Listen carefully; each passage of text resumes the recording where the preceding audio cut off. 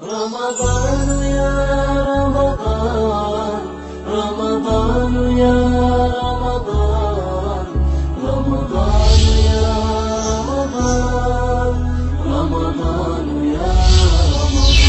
Assalamu alaikum wa rahmatullahu ta'ala wa barakatuh. Урматтуу момун мусулман бир туугандар, амансыздарбы? Ислам динибизде 5 түркүк бар, же 5 парыз деп айтабыз.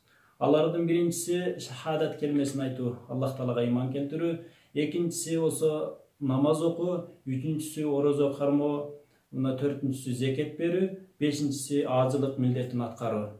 Мына ошол парыздардын үчүнчүсү орозо кармоо. Мына алдыда орозо айы да жакындашып атат, биз буга даярдык көрүшүбүз керек. Жумалардын эң улуу күнү жума күн болсо, айлардын эң султаны, эң улугу бул Рамазан айы болуп саналат экен.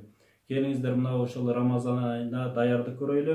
Аллах Таала Бакара сүрөсүнүн 183 аятында: "О иман келтиргендер, силерден мурункуңарга парыз кылынган сыяктуу эле силерге дагы таакыба болушуңар үчүн орозо парыз кылынды" дейт Аллах Таала.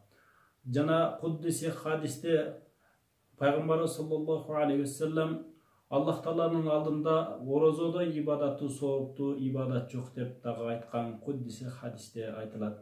Келиңиздер мына ошо сооптуу айларда биз даярдык көрүп, баарыбызга жакшылыкты бөлүшөлү. Аллах Таала ибадатыңыздарды, жакшы иштериңиздерди кабыл кылсын. Ассаламу алейкум ва рахматуллаху таала ва баракатух.